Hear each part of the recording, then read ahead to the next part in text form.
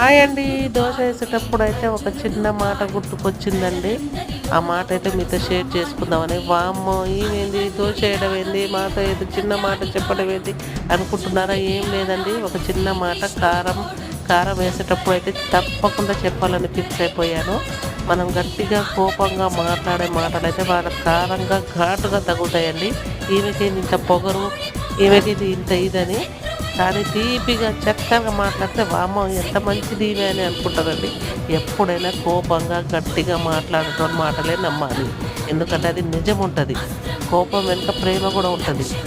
తీపిగా చక్కరేసి మాట్లాడేటోళ్ళ మాటల్లో ఏముండదండి.